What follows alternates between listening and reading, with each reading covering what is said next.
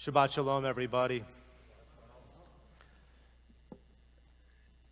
This afternoon, I unfortunately had a B'nai Mitzvah family meeting. It had to be canceled because the family returned back to Miami to attend the funeral of two more victims in the Surfside building collapse. Deborah Berzadin, of blessed memory, and her boyfriend Ilan Nebrif, of blessed memory. They were both 21 years old. And the cruelty of these deaths was that both of them were fulfilling the mitzvah to be there for the mourner. They were in Florida to attend a funeral for someone who passed away from COVID, and they passed away in an absolute, sometimes we can't find the words, and rabbis are commanded to find the words, but at this moment, the only thing that I can come to mind is simply cruelty. But I learned about this passing earlier because Deborah, 21 years old, she was a living descendant of David Horodork. I too am a living descendant of David Horodork. David Horodork was a shtetl east of Pinsk, and my great-grandmother, Anna Davis, of blessed memory, who survived the shtetl, who came to the States and eventually settled in Michigan. Her and her girlfriends established a living legacy for those descendants who come from David Horodork. And it's an incredible organization. And why we celebrate the shtetl and my three kids, everyone wants to be in this organization. You have to prove to yourself that you're a rightful member of David Horodork.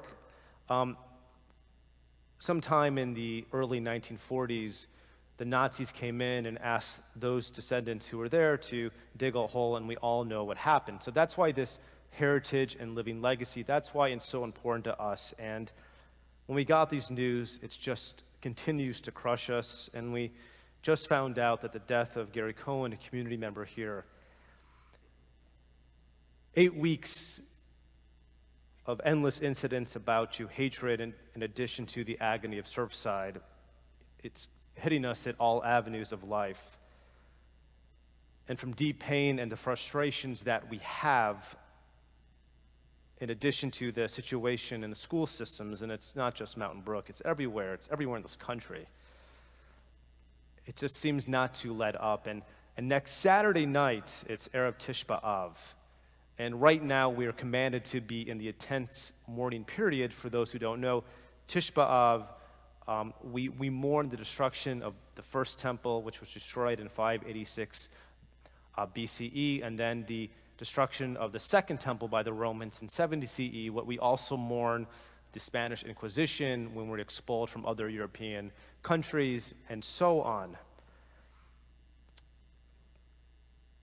We need some good news, it feels. And during these past 8 weeks, congregants have reached out and wondered, what's going to be on my mind tonight, and how will I use the bima, this pulpit, to bring to light on pressing matters in the community regarding the Jewish people. But honestly, every time I come home these past Shabbatons, I tell Rachel, I tell my parents that it's not healthy to continue to talk about what's going on to our people. And it feels nearly every single day my inboxes is filled with other Jewish organizations and their tenacity and fight to go against those who seek to harm the Jewish people, whether it's filing Title IX lawsuits at UCLA regarding their abhorrent treatment of Jewish students, lawsuits in Seattle and in San Francisco regarding school curriculum. So many of these Jewish agencies are tracking this stuff.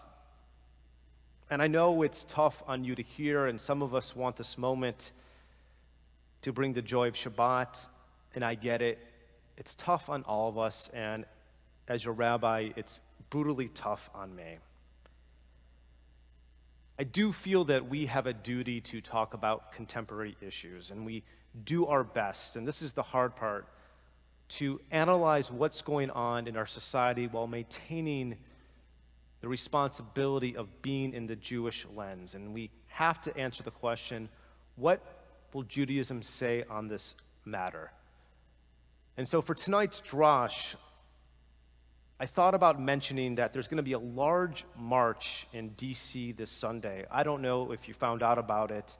It's a march to rally against Jew hatred, sponsored by all of the mainstream Jewish institutions and organizations. And then I thought, I don't think this needs to offer critical analysis of how this will enlighten our lives. I just hope that the American Jewish community will learn from this rally, this march, and continue to put its foot on the gas and not capitulate, surrender to the realm of secularity where we become forgetful. But for Shabbat tonight, I wanted to talk about something much deeper. Something that can still keep our awareness about Jewish life, but at the same time, which I think is so important more than ever, it's the celebration of being Jewish. It's a celebration of celebrating Judaism because we have a duty to that too. Our Torah portion, Matot Maseh, it's a conversation about the legalities regarding neder, nederim, vows, and oaths. And our rabbi suggests that for the most part, any time that we make a vow or an oath, and when we do this, it's equivalent to that of a commandment of the Torah. So in other words, Judaism tells us when we make an oath or a vow, we better enforce it upon ourselves because we would be in violation of neglecting a commandment. On a side note, that's why the power of Kol Nidre, Erev Yom Kippur, and when we chant it 3 times, is because we always get that loophole that God forgives us. But nevertheless, I think this is the ideal Torah portion where we get to make a pivot, just for once, it seems, for what's going on. Despite the sorrows that we face as a people, and again, it's happening all the time, I think we continue to make the pledge and oath to love Judaism and to love and support all of the joys that Judaism brings us to offer. As I introduced tonight's Rosh about the devastating news of Deborah, who was killed in this tower, she was a living descendant of David Horodork, and I had the opportunity to go to Belarus my first year in Israel to lead Passover Seders, and I wanted to go there because I wanted to see where my great-grandmother came from. But this was a different experience. Truly life-changing. I remember that we were in Vitebsk, and that's the home of the great artist Marc Chagall. We were with the Netzer teens, and that's the equivalent of our NIFTY, their young kid youth movement. And they were such fine, young, incredible young adults who created such a vibrant community regarding their Jewish life. But when we celebrated the Seder, it's not like we came here to our incredible, beautiful Abrams Hall or Wheel Hall where we had caterers and it was a great time. This time, I want you to imagine that we were in an inner city apartment building that was secret, and in the bottom there was a bomb shelter. And this is what they used as a synagogue because of the horrible ethos of anti-Semitism in Belarus. But they made the best of it. This is what brought them joy, being together. And it's an appreciation that I always remember that even when we face such difficult times as Jewish people, it's proof that they can love Judaism even in secrecy. If they can find the joys during a really difficult living situation, al chat kama v'kama, all the more so, I think we are reminded of this. I think it's also joyful that Isaac Herzog became Israel's 11th president this week. And even the soap opera of Israeli political theater, she still endures. Though I'm sure it will continue to be complicated, I think this is a joy that we celebrate. Something good too, tomorrow night, over 100 young Jewish adults in Birmingham. There's a great program with Next Gen and You Belong in Birmingham event, and Danny Cohen and his team at Federation are doing a remarkable job of bringing back young people. So as much as I talked about the decline of Jewish engagement here we are in Birmingham, where 100 people are getting together. And as we speak, our friends down the street, they're welcoming their interim rabbi, Hillel Nori, to begin a new chapter, and that too should be celebrated for the joys of Judaism. And something else happened this past week. I haven't been able to use this space to talk about it because I've been compelled to talk about current issues. But we met with Beth-El this past week, planning our incredible Hebrew high school, 8th grade to 12th grade. That's going to be the day school that's welcome to all Jews in the community. Sponsored by the Federation and other donors, it's going to be simply incredible. And for the first time, this collaboration is possible. And when we did this, so many people told me that they thought these two congregations, we wouldn't do it, that it would fall through. But I wouldn't allow the old model of the Ashkenaz versus German Jews to get involved, and we did it. And I'm confident this is just the beginning of future collaboration with Jewish Birmingham. Again, a joy that we should celebrate. A pledge also requires that we defend our Jewish people.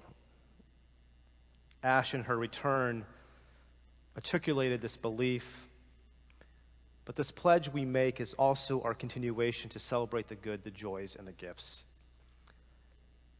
Because even in the pain and anger we experience when we see it on the news or when someone forwards us an email that we always read, there is always good. Even during our darkest age, during the Shoah, the Holocaust, there are so many countless stories of those survivors in the camp that still displayed such empathy and goodness to one another and did the small things to make sure that someone survived. After Tish B'Av, Judaism says that this is truly when we engage the high holiday experience. This is where reflection and introspection, this is commanded in Judaism. I still think it's an ideal time for us not only to vocalize and fight for our people,